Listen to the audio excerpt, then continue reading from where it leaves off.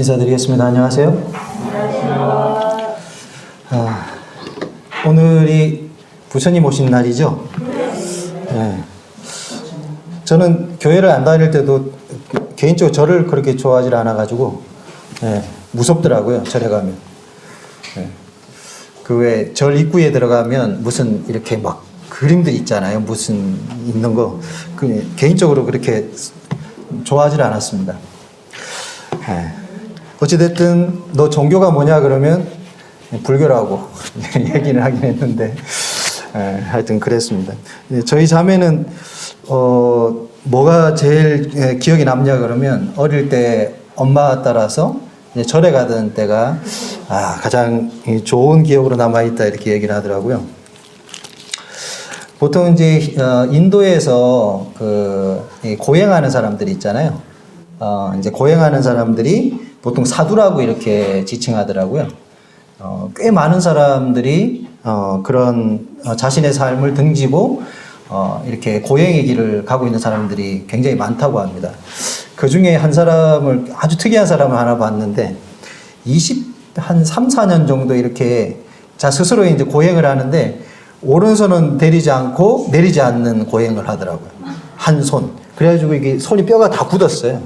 그러니까 20몇 년 동안 손을 내리지 않는 거예요. 근데 한쪽에는 담배를 피고 한쪽에 손을 들고 있는데 이제 그 사람을 아주 위대한 무슨 사두로 이렇게 해가지고 그 사람 앞에 가서 이렇게 어떤 인생에 대한 조언도 듣고 뭐 이렇게 하더라고요. 돈도 주고 이제 그런 걸 봤어요. 참 재밌게 참 사는구나 이런 생각했습니다. 오늘은 우리 요한계시록 이제 1장 부분의 마지막 부분까지 좀 다루고 오늘 1장을 끝을 내도록 그렇게 하겠습니다.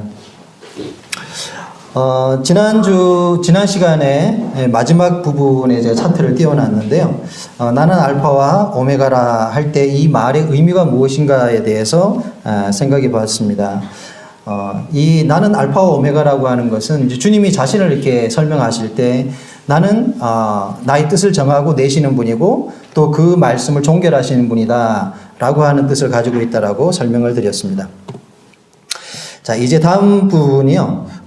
계시록 1장 펴시고 9절에서 11절까지의 단락의 내용인데 여기는 이제 요한이 그리스도에게 어떤 명령을 받으시는 그와 같은 내용이 담겨져 있습니다.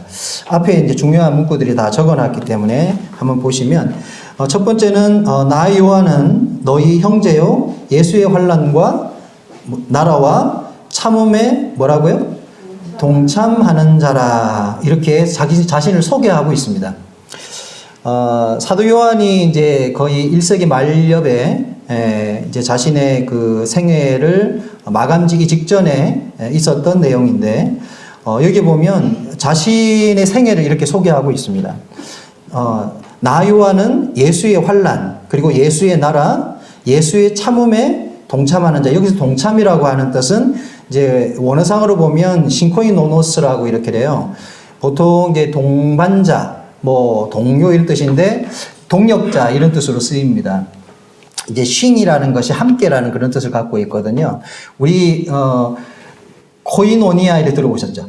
옛날에 코이노니아가 교제라는 뜻이잖아요. 그렇죠? 그래서 여기 보면 신코이노노스 그러면 신하고 코이노니아가 합쳐진 거라고 이해하시면 됩니다. 그러니까 함께 교제한다 뭐 이런 뜻도 있을 수 있고요. 함께 일을 한다 이런 뜻이 있습니다. 그래서 요한은 자신의 생애에 굉장히 오래 사신 분인데 그분이 예수의 환난 또는 예수의 나라 왕국으로도 번역할 수 있습니다. 예수의 왕국과 참음에 동참하는 자라 이렇게 설명을 해요. 근데 여기 보면 세 단어가 다 무엇과 관련성이 있죠? 어떤 뉘앙스를 지닙니까? 환난, 참음, 뭔가 고통을 설명하는 거거든요. 그렇죠? 네. 그러니까 여기서 문맥적으로 보면 예수의 나라라 이게 설명을 할 때 이 나라는 어떤 그 과도교적인 교회를 설명하는 거거든요. 그러니까 여기에서는 우리들의 어떤 신분을 설명한다기보다는 교회가 이 땅에서 겪고 있는 상태를 설명하는 거예요. 근데 그 당시에 교회는 굉장히 많은 핍박 가운데 있었습니다. 그래서 우리가 하나님의 교회에 속했다고 하는 것은 실제로 그리스도의 고난에 참여한다는 어떤 그러한 실제를 설명하는 거거든요. 그래서 사도 요한은 자신의 삶을 가르칠 때 나는 예수의 환난에 참여했고 그리고 예수의 왕국, 고난당하고 있는 그 예수의 왕국에 참여했고 그리고 예수의 참음에 동참했다, 동력자였다, 함께한 사람이었다라고 자기의 생애를 그렇게 설명하고 있습니다. 여기 성도님들은 이제 나중에 주님 앞에 가서 너를 한번 소개해봐라 이렇게 하면 뭐라고 소개할 수 있을까요? 이 말이 우리의 고백에도 나올 수 있을까요? 사도 바울은 자신의 생애를 어떻게 설명합니까? 나는 관자와 같이 부음이 된 삶을 살았다. 그러니까 완전히 다 쏟아냈다는 거거든요. 사도 바울은 자신의 생애가 정말 남김없이 다 주님 앞에 다 쏟는 삶을 살았다고 이렇게 설명을 합니다. 근데 요한도 자신의 생애는 그리스도의 고난, 그리스도의 고통, 인내, 고통 이와 같은 삶에 나는 참여했던 사람이다 라고 이렇게 자신을 소개하고 있습니다. 어찌 보면 굉장히 교만할 수 있는 표현이긴 한데 근데 스스로 주님 앞에서 이런 고백을 할 수 있다는 것은 자신이 양심에 거리낌 없이 그런 생을 살았다라는 것을 우리는 생각해 볼 수 있습니다. 그리고 두 번째, 자신이 왜 하나님의 말씀과 예수를 정언하였다. 그러니까 사도 요한이 했던 두 가지를 지난번에 설명을 드렸잖아요. 첫째는 하나님의 말씀을 정언하는 일이고 그리고 예수를 정언하는 일이었다. 이렇게 말씀을 드렸어요. 앞에서 나왔던 내용입니다. 그래서 자신의 어떤 고난의 이유를 설명합니다. 왜 사도 요한이 이런 고난을 당했느냐 하는 것은 자신이 하나님의 말씀과 예수를 정언했기 때문에 이와 같은 고난을 당했다라고 설명을 하거든요. 우리가 성경에서 보면 경건하게 살고자 하는 자는 뭘 당한다 그럽니까? 핍박을 받잖아요. 그러니까 우리가 경건하게 살지 않는다는 것은 다시 핍박받을 이유가 없다라는 것을 말할 수 있습니다. 사실 핍박받는 거 좋아하는 사람은 없어요. 보통 예수님을 우리가 경건하게 섬기게 되면 여러움으로 핍박을 당합니다. 어려움을 겪습니다. 사실 이 시대에는 이때와 같은 그러한 그 고난이 있는 시대는 아니에요. 1세기나 2세기, 3세기까지는 침례, 보통 우리가 이제 침례 받잖아요. 침례는 곧 죽음으로 받아들이는 그런 시대였습니다. 왜냐하면 이 콘스탄스 황제가 종교의 어떤 이 자유를 허락해 주기 전까지 기독교는 끝없는 핍박 속에 살았거든요. 그래 로마의 황제들이 기독교가 교세가 너무 커지다 보니까 이것을 그냥 용납할 수가 없었어요. 왜냐하면 그 로마의 황제는 그 신으로 여겨졌는데 예수 그리스도를 주로 믿는 이 종교가 용납이 안 됐었던 거거든요. 그래서 기독교를 끝없이 탄압했습니다. 그래서 내가 신앙 고백, 그러니까 만천하에 내가 기독교인이라는 걸 드러내는 가장 확실한 증거가 침례였잖아요. 그래서 보통 그 당시 로마의 군사들이 이렇게 공개적으로 침례받는 자리에 와서 침례받고 나오면 어떻게 합니까? 데려다가 죽입니다. 그래서 그때 당시 3세기까지는 침례는 곧 죽음이다. 이렇게 설명을 해요. 교회 역사에서요. 그래서 우리가 하나님의 말씀과 예수를 정언하기 때문에 고난을 당하는 것이다. 만약 이런 삶을 자기가 살지 않았다면 자신의 삶에 이러한 고통과 고난이 따르지 않았었겠죠. 그러니까 어쩌면 우리도 지금 이 시대를 살아가면서 하나님을 증거한다고 하는 것은 굉장히 어렵습니다. 가족들에게도 그렇고 주변의 지인들에게나 이렇게 예수님을 증거하는 일은 쉽지 않은 일인 건 분명합니다. 여러 가지 어려움이 있어요. 하지만 그럴지라도 우리의 생애에 이와 같은 삶을 살아야 되는 그러한 이유를 이와 같은 말씀에서 우리는 찾을 수 있다라고 생각이 들고요. 세 번째, 이제 주의 날에 나팔 소리 같은 큰 음성이 들린다. 이렇게 했어요. 10절에 보시게 되면 여기서 이제 주의 날이라는 것은 심판의 날을 설명하지 않습니다. 여기서 주의 날은 소위 말해서 주일이에요. 주님 안에 있는 날이라 이런 뜻입니다. 보통 서신서에 나오는 주의 날, 주님의 날 이러면 심판을 의미하거든요. 근데 여기서는 내용으로도 그렇고 문맥으로도 그렇고 이것은 그냥 주님의 날, 주님 안에 있는 날, 좋은 의미에서의 주의 날입니다. 그렇게 이해하시고요. 그리고 나팔 소리 같은 큰 음성이 들렸다. 성경을 읽다 보면 우리가 나팔 얘기가 많이 나옵니다. 나팔이 어디에 나올까요? 나팔. 민수기 10장에 보시게 되면 이 나팔에 대한 자세한 규례가 기록이 되어져 있습니다. 나팔은 이스라엘에 있어서 나팔은 세 가지 용도로 사용이 되었는데, 첫째는 그러니까 모을 때, 그러니까 이스라엘을 모아들일 때, 그 다음에 어떠한 진군을 할 때, 마지막 세 번째가 뭐냐 하면 어떠한 소식을 하나님이 전달할 때 나팔을 붑니다. 그래서 여기에서는 어떤 의미로 사용되었을까요? 하나님이 어떤 메시지를 전하고자 하시기 때문에 나팔 소리가 난 것입니다. 그래서 우리가 계시록을 구약적 개념이라고 그랬잖아요. 그렇죠? 네. 그리고 이스라엘의 7 절기 중에서 어떤 절기가 있습니까? 나팔절이라고 있죠. 말 그대로 나팔을 부는 절기입니다. 그래서 그 관심 있으신 분들 한번 찾아보세요. 이 사람들은 이런 깔때기가처럼 된 게 길쭉한 게 있어요. 그래 나팔절이 되면 여기저기서 뿡 하고 뿡 계속 부릅니다. 네, 나팔절날. 네, 되게 시끄럽더라고요. 들어보니까. 그러니까 이것이 그들은 어떤 의미를 가지고 이렇게 이것을 한다라고 보기는 어렵지만, 보통은 이렇게 이것을 분별을 할 때 교회의 어떤 휴거, 보통 이렇게 설명해요. 나팔절을요. 이스라엘 1급 절기가, 오순절은 성령님 강림을 의미하잖아요. 그렇죠? 그래서 나팔절은 주님의 오시는 휴거를 상징한다라고 이렇게들 말들을 많이 하십니다. 어찌됐든 나팔 소리 같은 큰 음성을 들었는데, 말씀을 보시면 11절에 이제 내가 보는 것을 두루마리에 써서 에베소, 서머나 이렇게 해서 아시아 7 교회에게 보내라 하고 난 다음에, 여기서 아주 중요한 이제 개념이 이제 등장하는데, 이게 뭐냐면 7 금 촛대 사이에, 여기서 촛대가 등장을 하죠. 촛대는 무엇을 의미할까요? 촛대요. 촛대. 앞에 보이시는 이 그림이 뭡니까? 네, 메노라라고 합니다. 메노라. 이 메노라는 어디에 나올까요? 성경에서.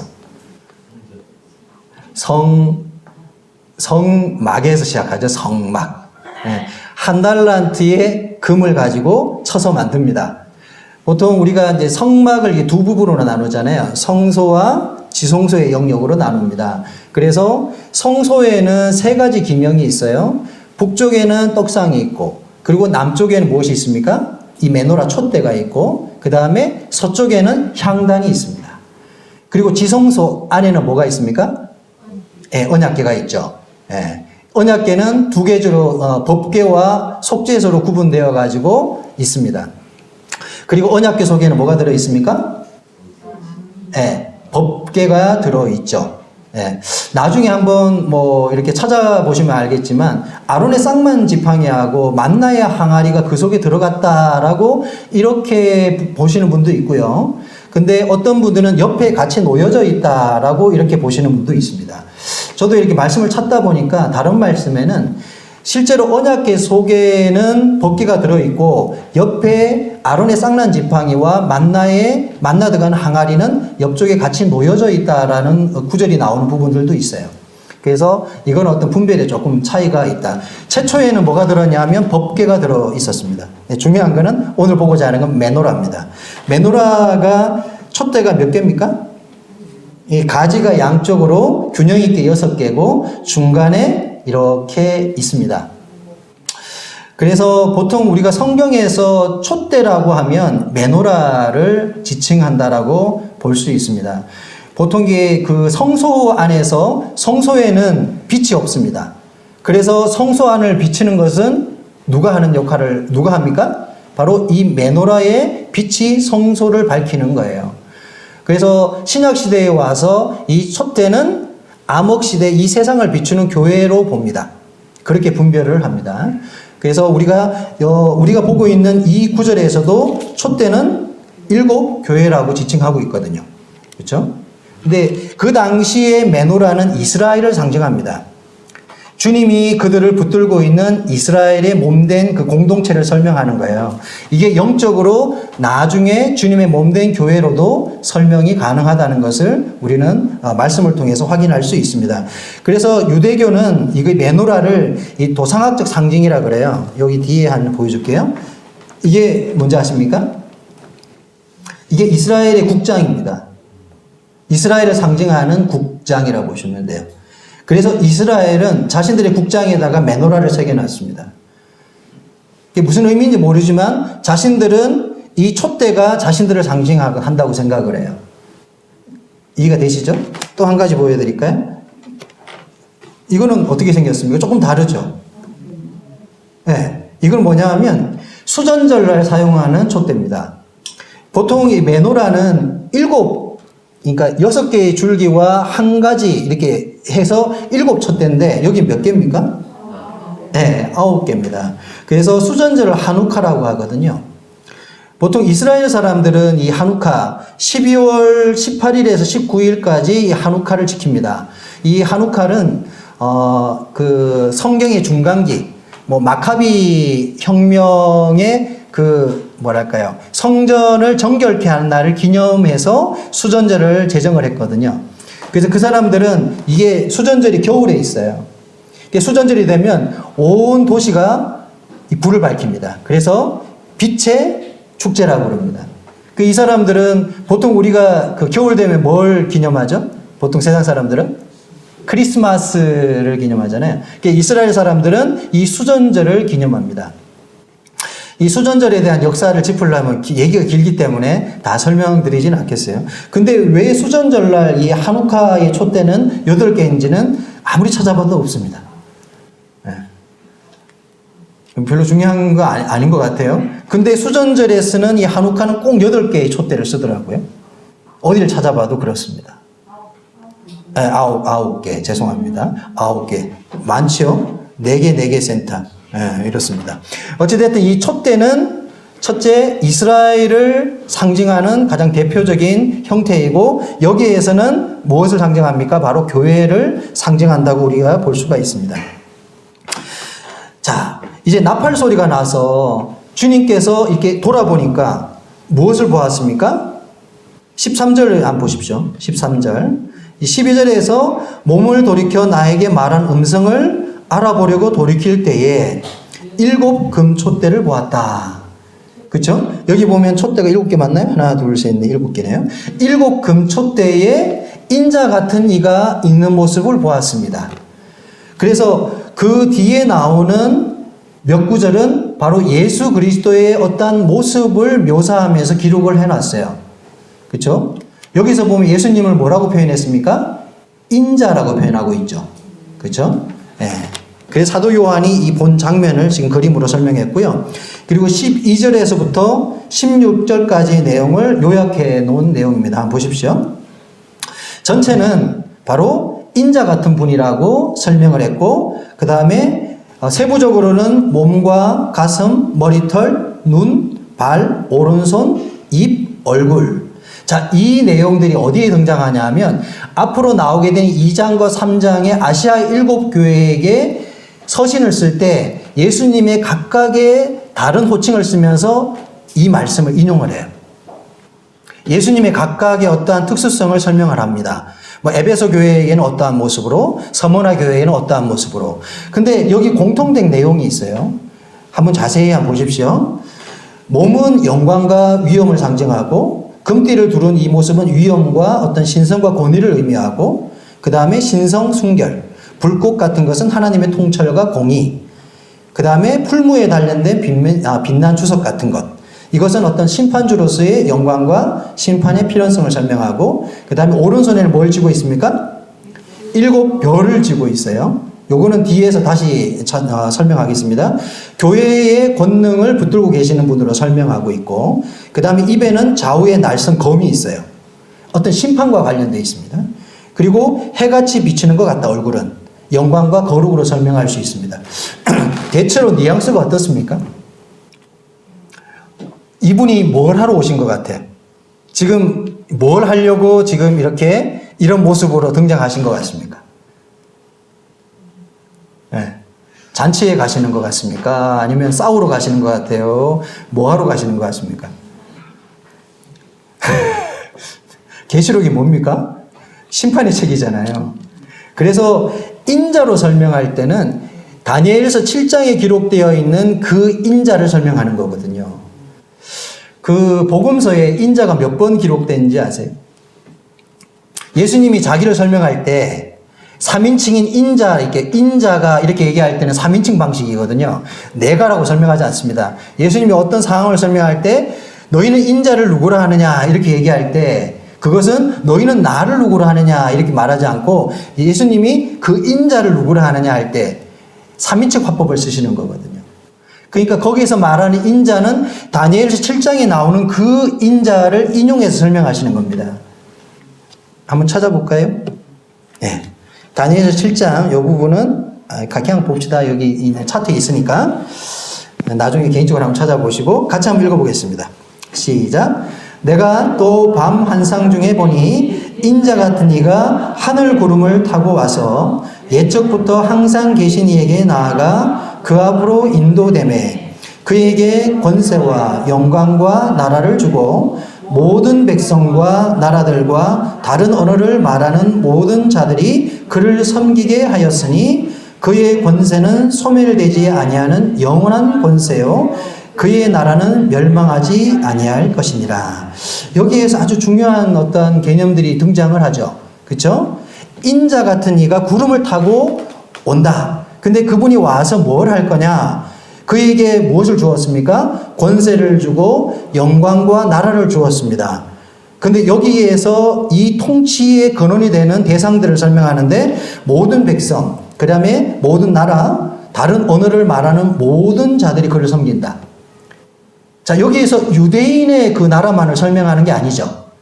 왜냐하면 여기 보면 다른 언어를 사용하는 모든 사람들을 다 총칭해서 설명하고 있거든요. 그래서 그의 나라라고 얘기할 때 여기 이 나라는 아마도 주님이 이 땅에 세우게 될 그 완전한 천년왕국을 설명한다고 분별하는 것이 맞다라고 생각이 들어집니다. 그래서 예수님이 3인칭 화법인 그 인자라고 이렇게 자꾸 설명하시는 것은 뭐냐 하면 당신이 이루시게 될 어떤 후일의 어떤 사건을 지칭하면서 말씀하셨다라고도 우리가 이해할 수 있는 부분입니다. 이 부분이요. 자. 그리고 우리 이사야 말씀을 한번 잠시 열어보겠습니다. 이사야 9장. 그 예수님에 관한 그 예언을 설명하시면서요, 인용하신 부분인데, 이사야서 9장 보시게 되면, 여기에도 비슷한 개념이 등장을 합니다. 한 아이가 나는데, 그 아이가 어떤 아이냐라고 이렇게 설명을 해요. 6절에 한번 보세요. 9장 6절. 구약 977페이지입니다. 예. 이 분명은 어떤 다윗의 혈통을 통해서 나시게 될 메시아를 설명하는 내용입니다. 9장 1절부터 해서 6절까지 계속해서 설명합니다. 6절에 보시게 되면 이는 한 아이가 우리에게 낳고 한 아들을 우리에게 주신 바 되었는데 그의 어깨에는 무엇이 메었습니까? 예, 이 정사는 정부, 나라를 말합니다. 그의 어깨에 뭐가 메었다고요? 나라가 메었다. 왕국이 메어져 있다. 이런 뜻입니다. 그리고 7절 말씀을 보세요. 7절도 그 정사와 평강의 더함이 무궁하며 다윗의 왕자와 뭐라고요? 그의 나라에 군림하여 그 나라를 굳세게 세우고 지금 이후로 영원히 정의와 공의로 그것을 보존하실 것이라. 여기 보게 되면 계속해서 나라, 정사 뭐 이런 단어들이 등장하게 되죠. 그렇죠?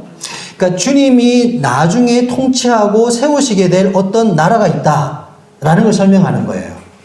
그 나라는 그러니까 이스라엘 백성들은 주님이 오셨을 때 그분이 어떤 나라를 세우실 것이다라고 생각을 했어요. 근데 실제로 로마 제국을 전복시키지 않았잖아요. 그렇죠? 여기서 말하고 있는 나라는 바로 나중에 세워지게 될 그 천년 왕국을 설명하고 있습니다. 완전한 나라, 모든 백성을 통치하게 될 그 나라를 설명하고 있다라고 분별하는 것이 맞습니다. 자, 물론 이 나라의 개념 속에는 이 교회, 과도기적인 이 교회를 포함하기도 합니다. 하지만 문맥적으로 정확한 그 나라는 가시적인 왕국인 그 천년 왕국을 설명한다고 볼 수 있는 거예요. 그때 최종적으로 주님은 완전한 나라를 통치하게 되실 것입니다. 이해되시죠? 자, 넘어가겠습니다. 자, 그리고 계시록으로 다시 돌아가셔가지고 이제 18절이죠. 1장 벌써 덥네요. 오늘 날씨가 여름 날씨 같습니다. 그렇죠? 네. 자, 18절 말씀에 이제 넘어가서 보시게 되면 17절부터 자, 이와 같은 인자 아주 두려운 그러한 주님을 실제로 요한이 직접 이렇게 대면했어요. 보통 구약에서는 하나님을 만나면 어떻게 됩니까? 죽어요. 하나님은 너무 거룩한 존재이기 때문에 구약에서 하나님을 만나면 엎드려져 버리거나 죽어버립니다. 여기에서도 비슷한 장면이 등장하게 됩니다. 내가 볼 때에 그 발 앞에 엎드려져 어떻게 됐다고요? 죽은 자 같이 되매 그가 오른손으로 내게 얹고 이르시되 나는 처음이요 마지막이니 곧 살아있는 자라. 내가 전에 어떻게 했다고요? 죽었었노라. 볼지어다 이제 세세토록 살아있어 사망과 음부의 열쇠를 가졌다. 참 이 말씀을 제가 이렇게 묵상하면서 굉장히 감동이 됐어요. 개인적으로 굉장히 감동이 됐는데 사실 이제 이 당시에 사도 요한은 아직은 부활하지 않은 생명체잖아요. 그렇죠? 이제 부활하시고 그의 놀라운 권세를 가지고 나타나신 그 주님을 볼 때 그 주님은 초라했던 그 나약한 예수 그리스도가 아니었던 거죠. 부활하시고 이제 다시 구름을 타고 인자로 심판주로 오시는 그 주님 앞에 섰을 때 그분은 하나님의 권능과 그 거룩성을 가지고 있는 분이었기 때문에 도저히 사도 요한은 주님 앞에 설 수가 없는 거예요. 엎드려져서 죽은 자 같이 될 수밖에 없는 그 하나님의 권위를 가지고 오셨다는 거죠. 왜? 사도 요한은 여전히 부활하지 않았습니다. 하지만 우리가 나중에 예수 그리스도와 같이 부활체의 생명을 가지게 되면 우리는 하나님을 당당하게 예수 그리스도를 당당하게 대면하고 함께 할 수 있을 것입니다. 그렇죠? 네, 네, 놀라운 내용입니다. 그래서 여기서 주님이 자신을 소개해요. 뭐라고 소개하냐면 나는 처음이요 마지막이라고 얘기할 때 나는 영원한 존재다. 나는 죽을 수 없는 존재다. 이걸 설명한 거예요. 먼저 이걸 얘기해 놓고 곧 살아있는 자, 영원히 존재하는 그와 같은 존재였는데 근데 내가 죽었다. 네. 그러니까 이 주님이 그런 거예요. 나는 죽을 수 없는 존재였는데 내가 죽었다 이렇게 얘기해요. 근데 왜 죽어야 했느냐? 볼지어다 이 말은 뭐냐면 부활하신 주님을 주목해서 한번 봐라 이 얘기예요. 내가 죽을 수 없는 존재였지만 부득불 내가 죽음이라는 이것을 선택했다. 그리고 죽었다가 다시 살아났다. 그렇죠? 부활했다 이 말이에요. 왜? 부활 이후에 주님이 가지게 될 무언가가 있었기 때문에 주님이 이와 같은 특별한 선택을 하셔야만 했다는 것을 설명하고 있습니다. 그래서 볼지어다 이렇게 해놓고 부활하심의 결과를 설명하는데 그게 뭐냐면 이제 세세토록 살아있어. 사망과 음부의 열쇠를 가졌다. 여기에서 우리가 이제 사망과 음부 이렇게 얘기하는데 사망은 뭐와 관련성이 있냐 하면 이 몸의 육체와 관련성이 있습니다. 그 다음에 음부는 뭐와 관련성이 있습니까? 음부는 영혼과 관련되어 있는 거예요. 자, 여기서 놀라운 건 뭐냐면 주님이 만약에 영혼의 존재로서 계셨다면 당신이 부활을 통해서 얻게 될 이와 같은 사망과 음부의 권세, 열쇠를 갖는 권능을 가질 수가 없었다. 이 얘기를 하고 싶으셨던 거죠. 이제 주님은 완전한 신인의 존재, 신이시면서 온전한 육체를 가지고 부활하신 분입니다. 그 몸으로 살아가시는 거예요. 우리도 그렇게 될 것이고 왜 이 부활체가 중요했냐 하면 주님이 부활하셨기 때문에 하나님으로부터 이 사망과 음부의 열쇠, 권한, 주님만이 온전히 이것을 권한을 부여받았다는 거예요. 오직 예수 그리스도만이 가지고 있습니다. 그러니까 주님은 우리의 육체와 우리의 영혼의 권한을 가지는 그러한 주가 되셨다라는 것을 말하고 있습니다. 나중에 계시록 어디입니까? 계시록 20장에 나오나요? 사망과 음부가 던져지는 내용 나오죠. 그게 몇 절이죠? 계시록 2장 14절에 보시게 되면 마지막 백보자 심판 때 사망과 음부가 어디 던져집니까? 불못에 던져집니다. 불못은 최종적인 심판의 장소거든요. 무조갱 다음에 나오는 단계입니다. 그래서 사망과 음부가 불못에 던져진다는 것은 우리 인간을 두려워하는 모든 근원체가 사라져버린다는 걸 얘기를 해요. 그렇죠? 지금은 아직 사망과 음부의 권세가 우리 가운데 있습니다. 인간이 왜 두려워하냐 하면 인간은 죽음을 두려워하거든요. 사단은 여전히 우리 가운데 이와 같은 사망과 음부의 권능을 가지고 우리를 두렵게 한단 말이에요. 물론 우리는 신분적으로 이와 같은 데서 자유함을 입은 존재입니다. 하지만 우리가 부활하게 되면 우리는 더 이상 이와 같은 영향을 받지 않게 되는 상태에 놓이게 되고, 그리고 이 모든 권능, 이 모든 어떤 능력을 부여하신 분이 누구냐 하면 바로 부활하신 예수 그리스도라는 것입니다. 그래서 더 이상 우리에게 사망과 음부가 우리를 주장하지 못한다는 것입니다. 왜? 주님이 이것을 정복하셨기 때문에. 우리에게 이와 같은 솔루션, 이 문제를 해결하는 권한을 주셨다는 것입니다. 이게 참 놀라운 것이죠. 그렇죠? 근데 여전히 사실 저는 좀 죽는 게 두렵습니다.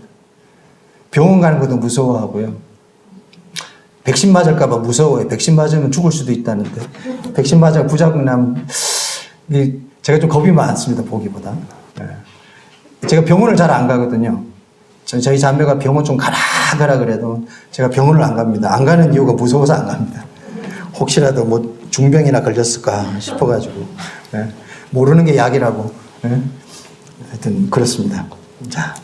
자, 이제 마지막 몇 시입니까? 32분이네요. 자, 오늘의 이제 가장 중요한 부분의 내용인데요. 아까 전에 7 촛대라고 그랬잖아요. 7 촛대는 7 교회. 여기에서는 아시아 7 교회를 말합니다. 그래서 주님은 어떤 존재냐 하면 7 촛대 사이에 거니신다 이렇게 설명을 해요. 그래서 우리가 다음 시간에 배우겠지만 아시아의 7 교회는 역사적으로 존재했던 그 7 교회를 말하기도 하고, 그리고 교회의 여러 가지 상태를 가지고 있는 어떤 다양한 교회의 상태를 설명하기도 하고, 계시록에서는 앞으로 되어지게 될 교회의 경륜을 설명하는 거거든요. 그래서 주님은 우리 가운데 거니시는, 교회 가운데 거니시는 존재입니다. 그렇죠? 네. 그러니까 역사의 교회 가운데서도 계시고, 현재 우리 가운데 각 지역 교회, 또 개교회 가운데 주님은 관여하고 계시고 역사하시는 분이라는 걸 설명하고 있습니다. 그리고 여기서 주님의 오른손에 뭐가 있다고 그랬죠? 7 별을 쥐고 있다고 그랬어요. 여기에서 아주 중요한 개념이 뭐냐면, 이 별이 뭐냐? 여기 성경에 나오죠? 별은 뭡니까? 20절에 보시면 내 본 것과 내 오른손에 7 별의 비밀과 7 금촛대라. 7 별은 7 교회의 뭐라고요? 사자요.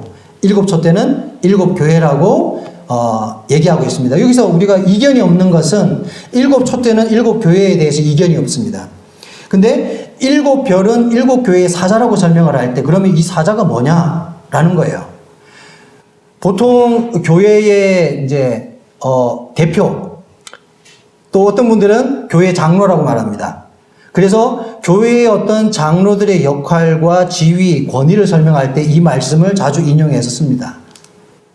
그래서 이 말씀이 중요하다는 거예요. 자, 2장 1절 한번 보십시오. 어떻게 나오나? 2장 1절에 한번 보세요. 같이 한번 읽어볼까요? 계시록 2장 1절에 보시게 되면, 시작. 에베소 교회의 사자에게 편지하라. 오른손에 있는 7 별을 붙잡고 7 금촛대 사이를 거니시는 이가. 예수님이 자기를 소개하면서 이렇게 설명을 해요. 그러니까 나는 7 금촛대 사이에 거니시는 이다. 그리고 내 오른손에는 뭐가 있다고요? 7 별을 붙잡고 있다. 근데 앞에 보시면 에베소 교회의 사자에게 편지하라 이랬어요. 그러니까 분명히 여기서 7 별은 교회의 사자로 분별하는 것이 뭐 크게 문제되지 않습니다. 근데 이 사자에 대한 분별, 그러면 사자를 누구를 말할 수 있느냐? 여기 보면 3가지 견해가 있어요. 첫째, 윌리엄 맥도날드 형제님은 천사로 분별합니다. 이게 견해가 이렇다는 거예요. 보세요.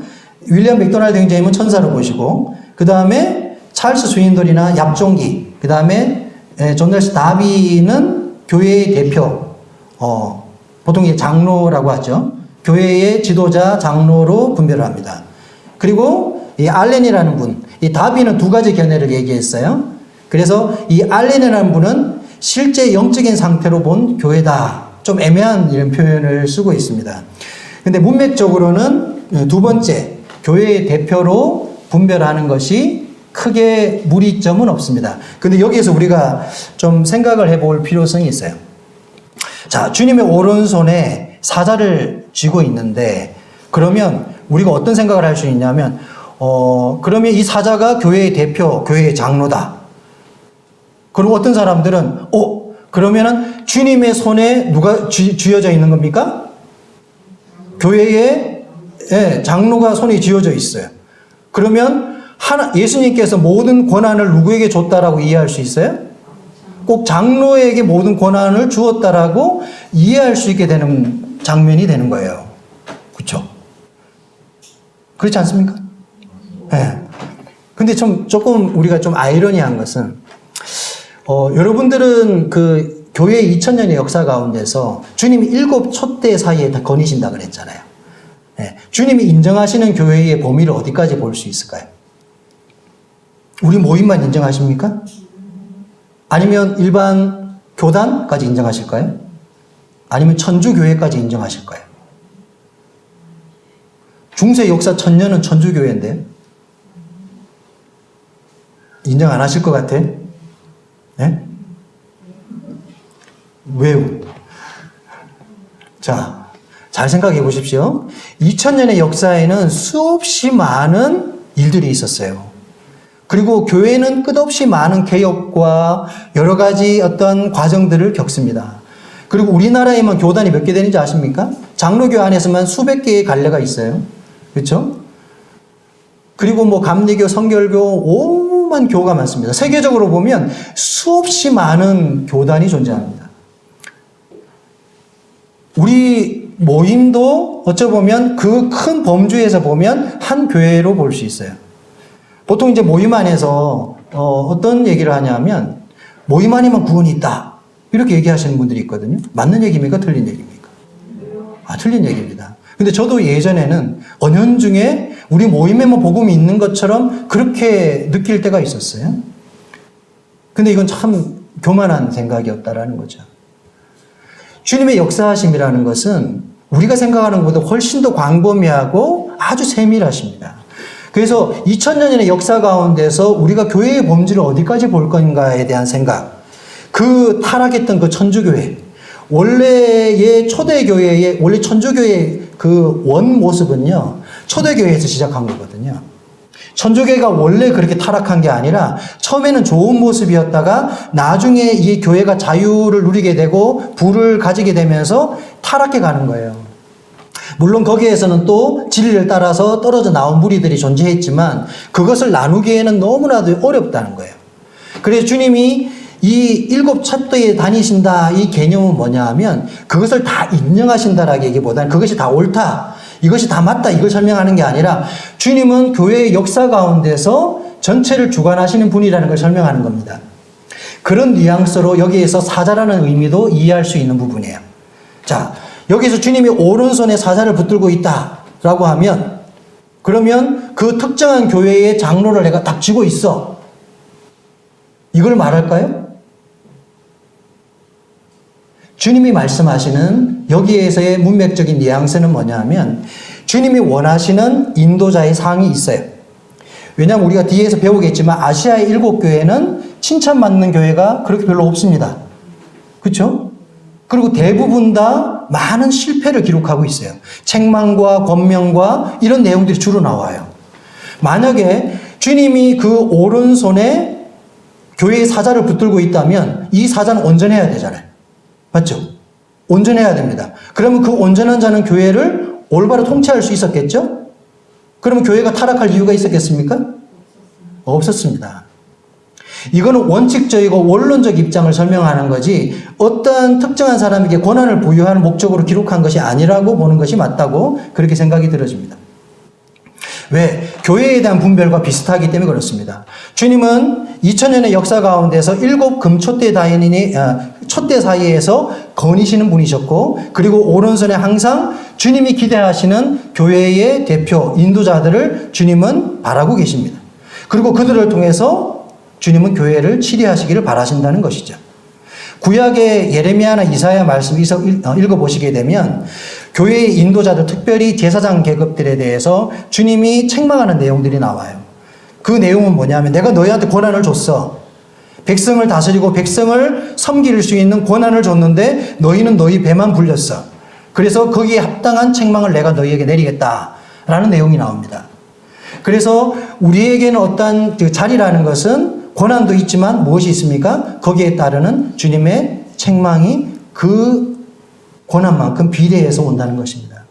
그게 굉장히 두려운 일이라고 생각이 들어져요.